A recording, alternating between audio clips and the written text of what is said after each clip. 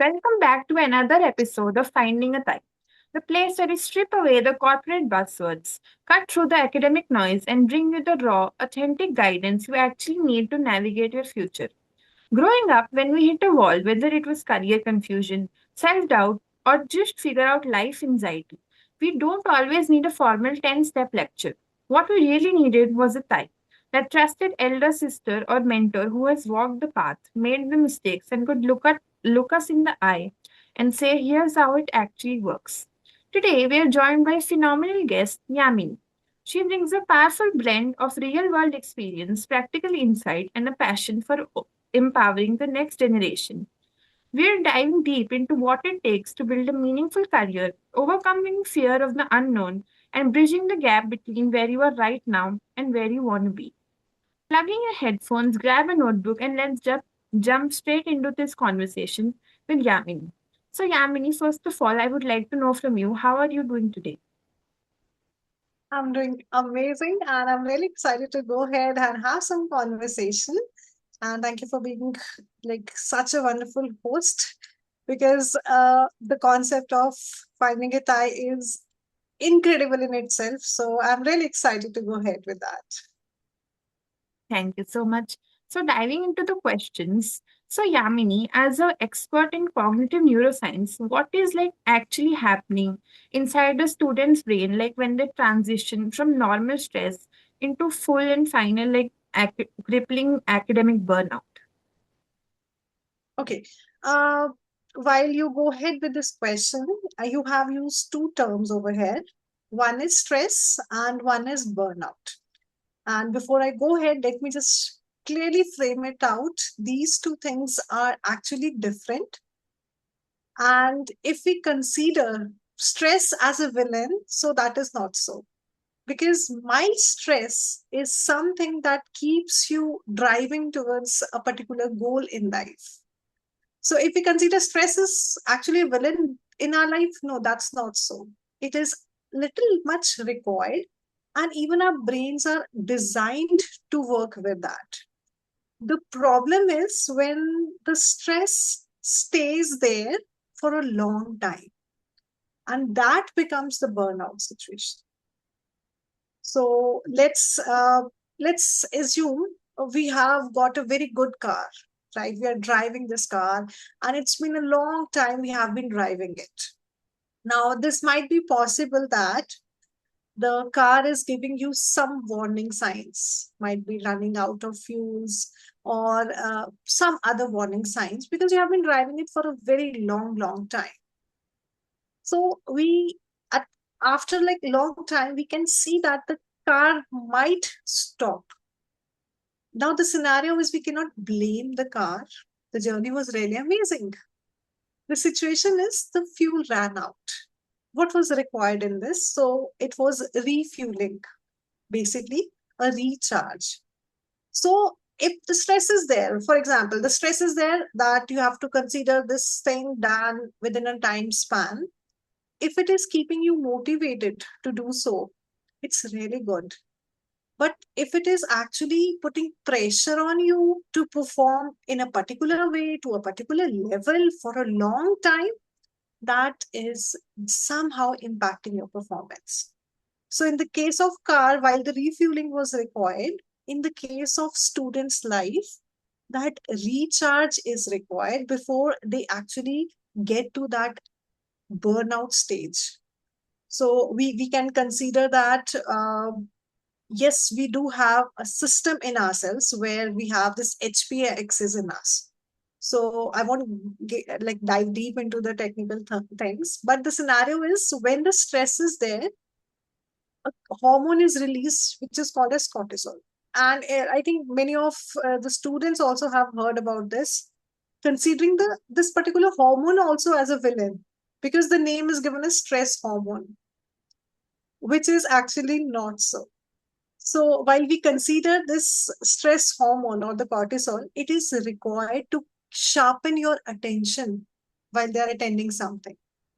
But the scenario is if it keeps on building and building over the time, it will start impacting the efficiency of the brain. Because see, the brain is divided into like multiple sections, and there in the front there is a section that is also responsible for logical thinking, decision making, and effective, all those tasks which are to be done, which need some logical thinking, right?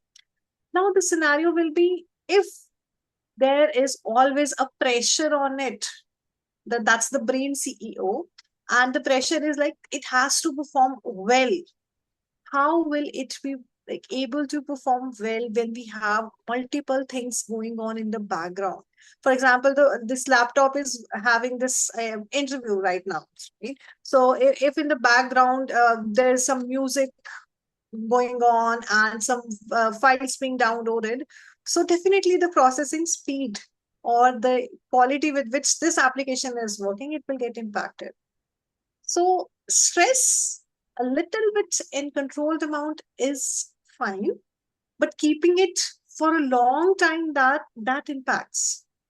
And the burnout makes the students feel like, okay, I'm just reading this page again and again. I'm opening the book. I'm trying to go through the things. I'm not able to get it. Now this is creating an unnecessary pressure on them. And instead of having those like you can say those pressure things of that, yeah, I'll just have to sit with the book for a long time, what they need to have it, go for that refueling of their car, close the book at that time, get enough sleep, go for some movements, connect with someone who can be an like connect with some person with whom you can rely emotionally. And I think, yes, this part again connects with finding a tie. So this is again going to get into the scenario and help them avoid that burnout situation. So this is important to avoid that burnout beforehand with these things. Amazing. So as you said, like stress and burnout are interlinked. Stress is good, but like not a overload of it, right? Correct, correct. So if it's for a long time, then it Mhm. becomes again a villain, which we can say that. So as you mentioned also that talking a lot helps. So that leads to our next question. Like how exactly does talking to people, actual people, is more effective than like talking to like a chat GPT or like going to a meditation app or a digital tracker? Okay, this is a wonderful question, I must say, because I'll I must say that in this particular tomorrow's scenario, which is going to come up next, we are trying to move towards all those things where everything is getting replaced with AI, right? But yes, this situation where talking to someone whom we can trust is very important. Rather, I'll switch this word talking with connecting. So, connecting with someone is really important. Uh, I'll tell you a quick story behind this. Like, there's an evolution going on, how we developed, right?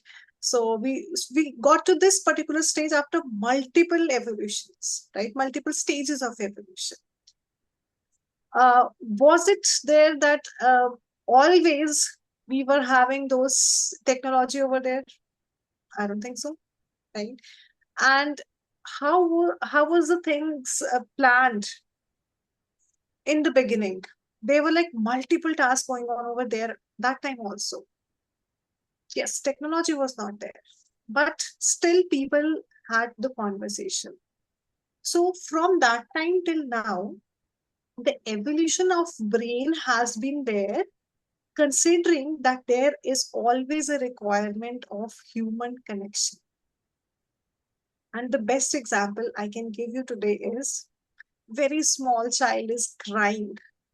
Now the child is not going to get that, yes, I need to have the deep breathing things or the meditation apps. The child is not having the smartwatch to actually help with calming his mind.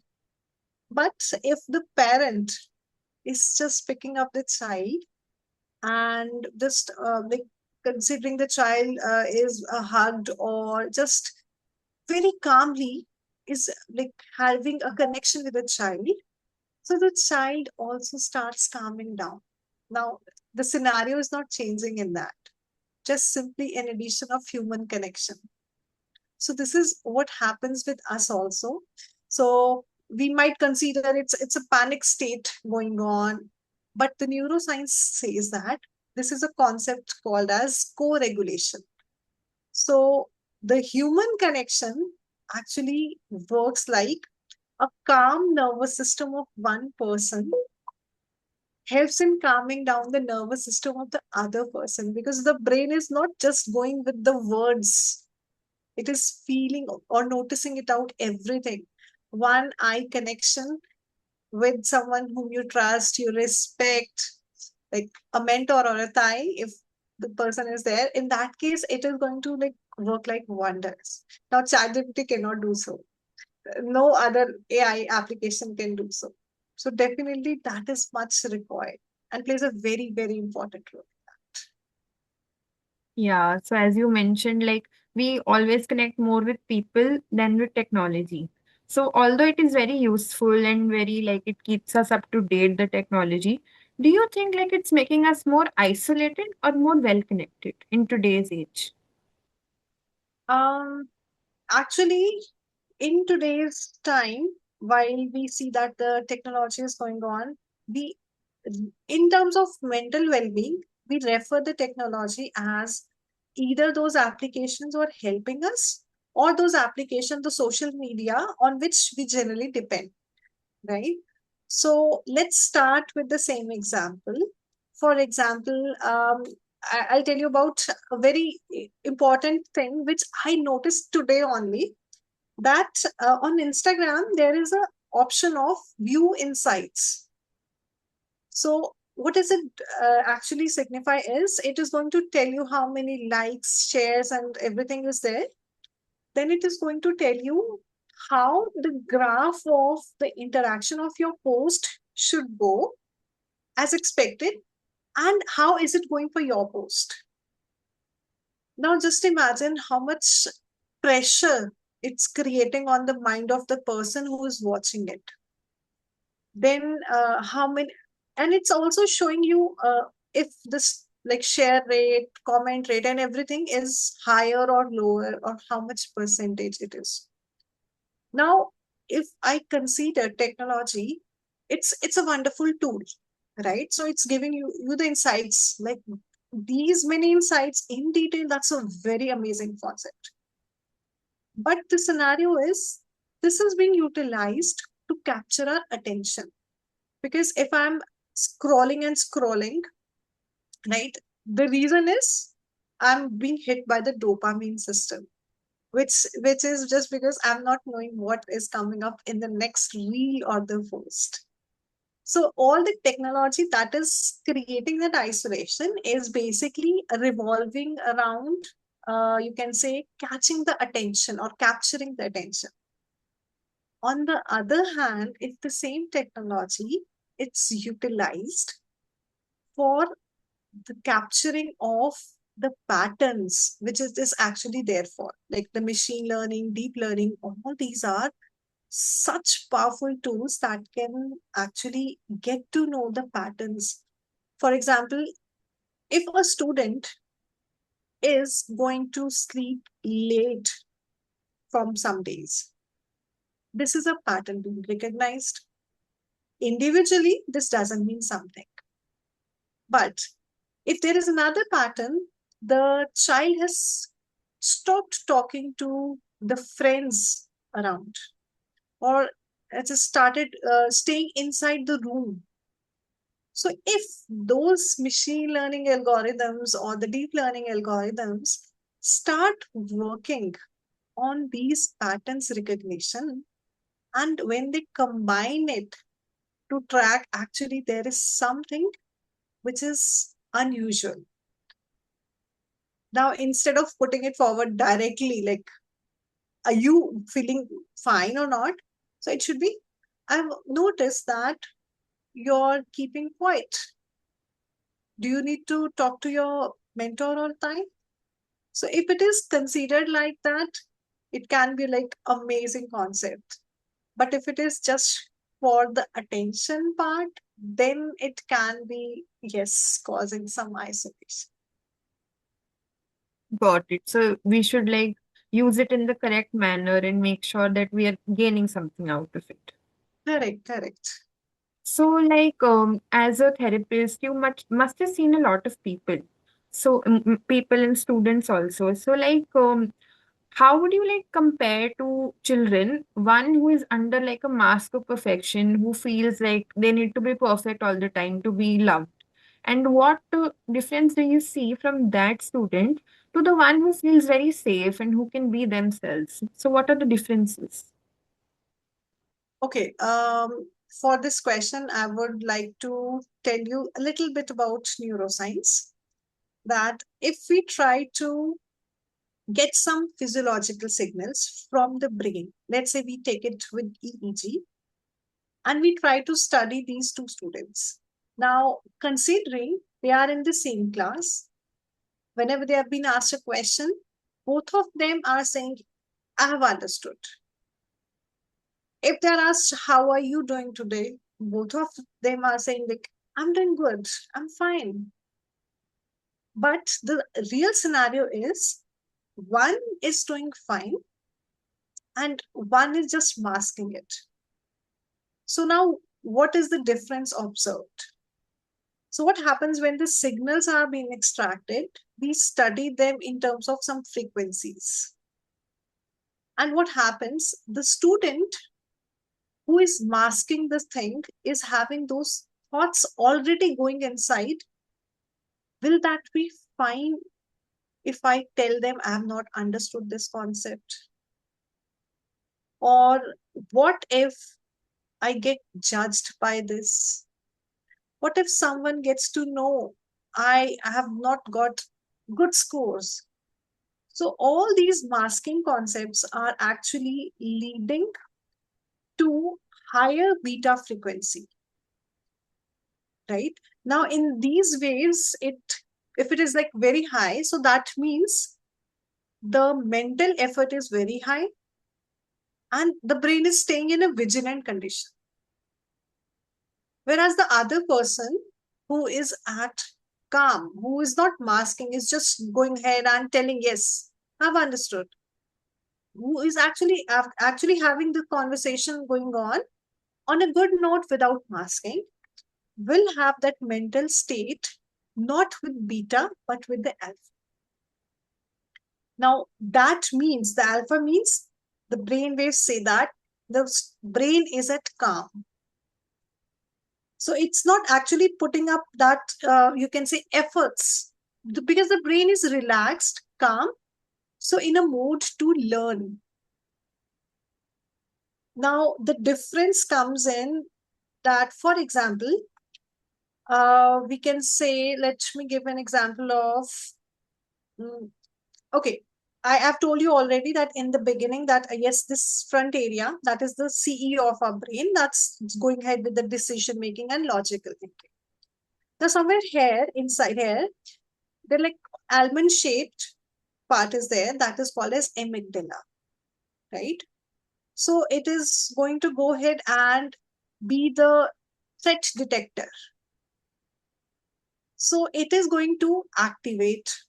And when the amygdala is activated, so the logical thinking goes in a trade off.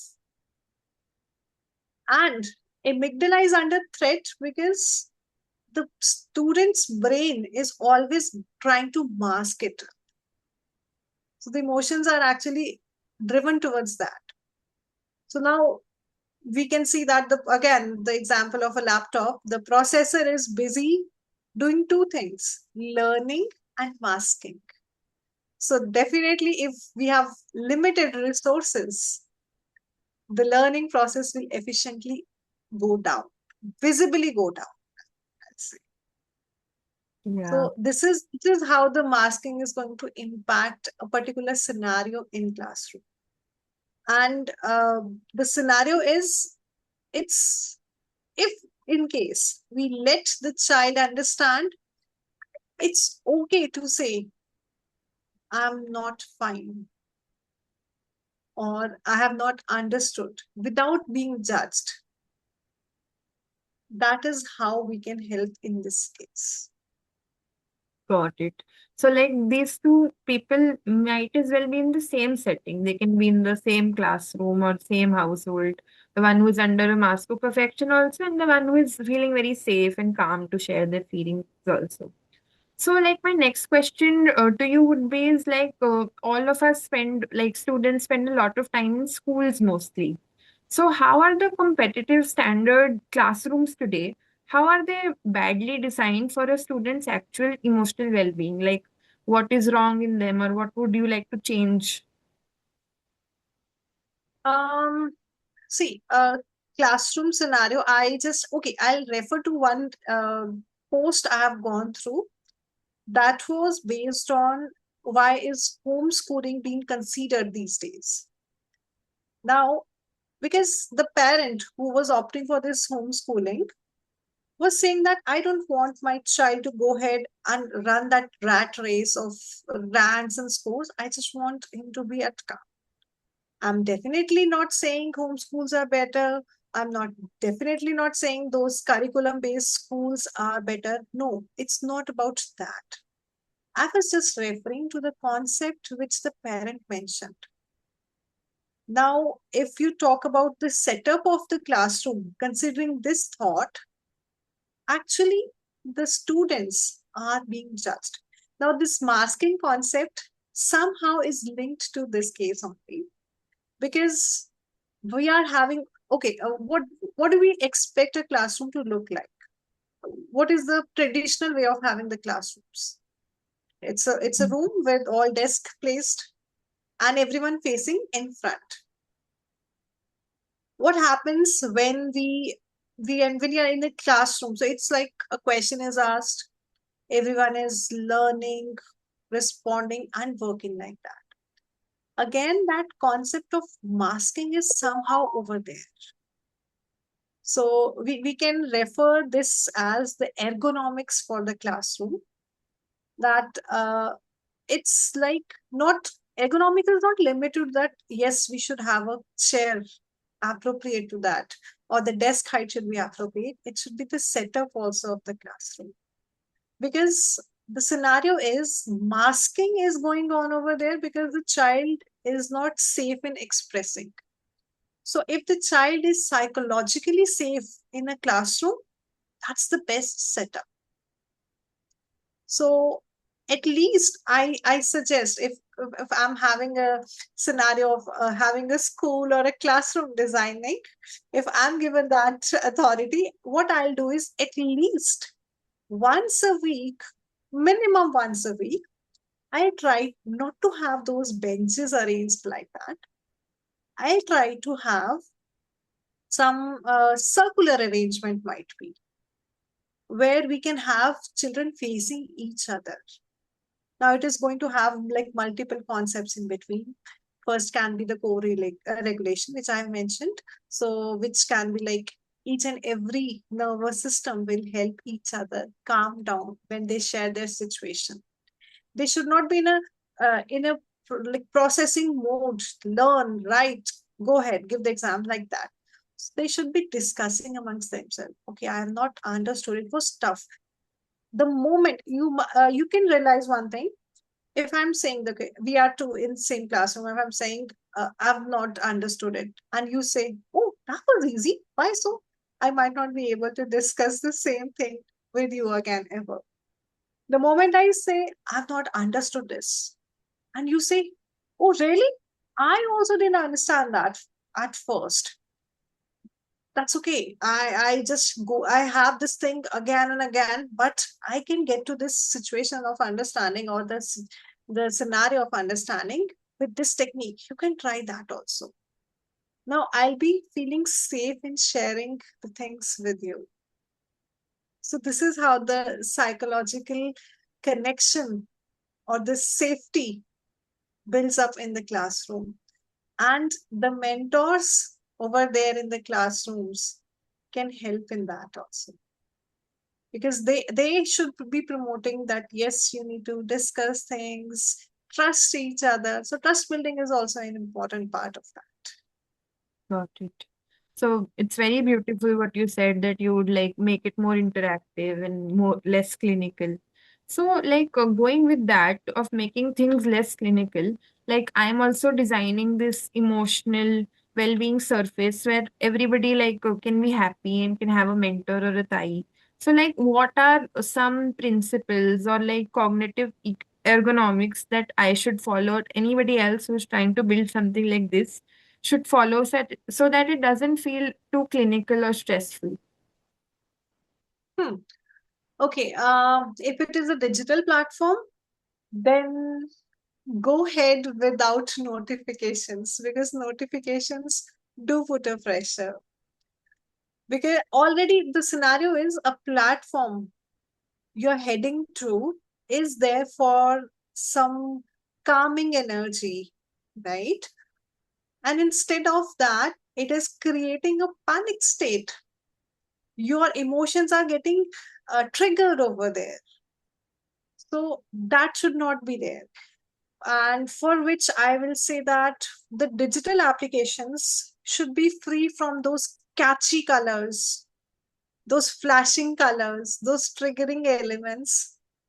It should not have a, a requirement that, yes, this is done for today, you have to come tomorrow again and log, this is what you have done. So it should not be putting a pressure to do it again, do it this way. The place is for calming. So it should not be working the other way. Got it. It So this is shouldn't be very like important. you have to maintain a streak and you have to do this to earn that many points. It shouldn't be like that. Correct. So those streaks which we have generally seen in some applications, maintaining those streaks, that is again a pressure on your brain. So Yeah. you're creating a situation where you are not letting the CEO of your brain focus on the learning or decision making by activating those you can say threat alarms. So just imagine there's an office and the CEO wants to work on some very important project, and there's a fire alarm that's ringing after every 20 minutes 15 minutes without any reason, just because it was designed like that. So not the CEO, not the workers will be able to work efficiently. So this is how it works. Those streaks, the pressure of streaks. We are putting up a post on a social media platform. So it's like, okay, let me check how many likes are there, who has commented, and let me just go ahead and respond back. So all these are creating like some pressure over there. So if you are creating a platform, a digital platform, it should not work like that. Got it. That's amazing advice. Thank you so much. So just one last question I would like to ask you. So like we've all heard this famous phrase that's going around a lot now that bumblebees can't fly, where physics says that they can't fly because of their wings and their proportions. So like similarly, they can be compared to the students who are facing like impossible pressures in today's age. So what is your one piece of advice to a student who feels too weighed down to take flight right now? Okay, are we going for this question age specific or in general? Uh, it would be nice if you could tell for the students, but it can be general also. Okay. Okay, let's start from the same example of Bumblebee, because this is again a metaphor which is like amazing one, wonderfully designed to mentor the students. And the physics behind is the flapping of the wings. If the bumblebee is trying to flap the wings once, even the light weight will not be like loaded with that, right? So the bumblebee cannot fly even with a less weight. Is able to fly because is flapping the wings multiple times in 1 second. And if we consider the analogy for the brain, it is you have to make some changes on a repetitive mode. And for the changes, when I refer to these changes, This is a very, very renowned concept of neuroplasticity. So, what exactly is the brain is designed to have the adaptations done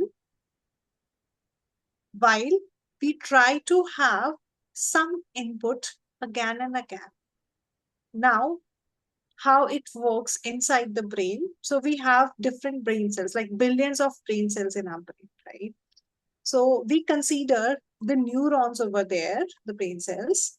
So what happens? The communication that is being established is like they are trying to have a synapse in between, and more stronger is the connection between those two. The more stronger belief it becomes in the brain related to anything. For example, it's all grass over there. You walk through and you want to have a trail, you have to walk through that path again and again, again and again. Then only a path will be formed over there in that crowd. Similarly, if I start thinking of a concept or a strategy again and again, so it is going to have those connections again and again, and it can make it stronger. Similarly, if I try not to go ahead with the concept, might be what I did was I failed in an exam today. So I get into that pessimistic mode when I'm strengthening that connection of failure. Whereas if after that exam, I'm just saying that, oh, that's okay, I got less marks. Now I know what to work upon, what are the things I need to work on. This is the approach when I say it.